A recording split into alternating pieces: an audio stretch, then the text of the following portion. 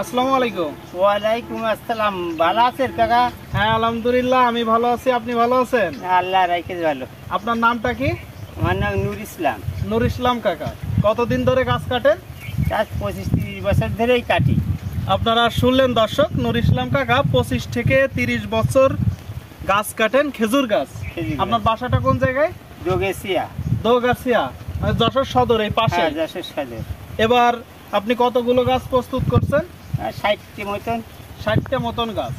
আপনি হ্যাঁ। নিজেই কি গাছ কাটা থেকে শুরু করে সবকিছু নিজেই করেন? সবই করি নিজে। নিজেই করেন। নিজেই করি। আপনার বয়স কত বছর? তা ধরেন 57-58 বছর হয়ে গেছে। 57 থেকে 58 বছর বয়সে এসেও আপনি 60টা গাছ কাটছেন কাটছি। নিজেই, কাটছি, আর হ্যাঁ। 25 বছর ধরে এটা করে আসছে, করে আসছি। তাই তো? হ্যাঁ। তো এখন বর্তমানে কেমন দেখছেন আসলে যে পরিবেশ বা গাছ কাটা, গাছের আছে রস গাছের রস আগের থেকে তুলনা হিসেবে কম।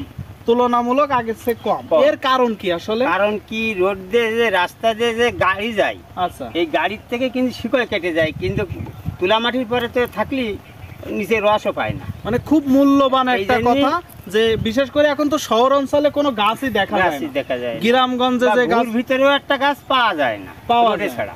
এই যে যশোরের এরলের বিলে যেই গাছগুলো আছে, এটা তো মনে হয় এত গাছ একসাথে কোথাও নেই। না, আপনারা যদি একটু দেখেন দর্শক, আমার চারিপাশে পিছন সাইডটা একটু দেখেন, প্রচুর পরিমাণে খেজুর গাছ।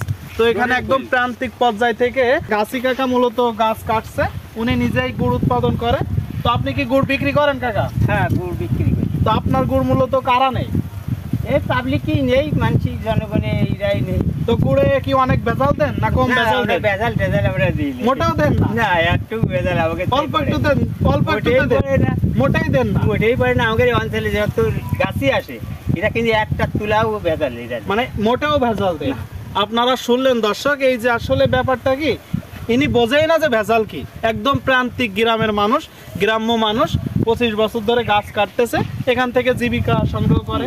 তো কতদিন গাছ কাটবেন আপনি কাকা? তা ধরেন ফাল্গুন চৈত মাস, এখনো সামনে 2 থেকে 3 3 মাস। মাস। 55 থেকে 60টা মতন গাছ কাটছেন। হ্যাঁ। তো এখানে আপনার লাভ ক্ষতিটা কেমন? লাভ ক্ষতি যার অংশটা আছে, ধরেন 1 লাখ টাকা ইনকাম হইলো, আচ্ছা, 50,000 টাকা তার ব্যয় হইলো। মানে 1 লাখ টাকা ইনকাম হচ্ছে, 50,000 টাকা ব্যয় ব্যয় হচ্ছে। খাঁটি গুড় আপনি হ্যাঁ।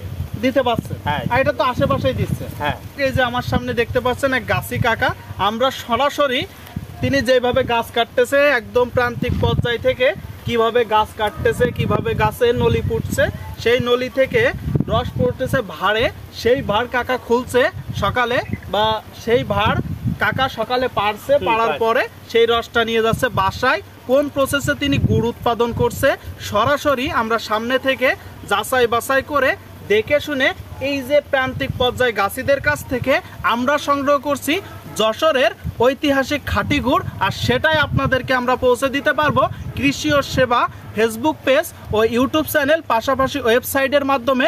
সরাসরি আপনারা আমাদেরকে কল করতে পারেন কিংবা স্ক্রিনে দেওয়া নম্বরে যোগাযোগ করতে পারেন। ঠিক আছে কাকা, হ্যাঁ, তো ভালো ঠিক থাকবেন আছে। ইনশাল্লাহ। আচ্ছা। ধন্যবাদ। আচ্ছা।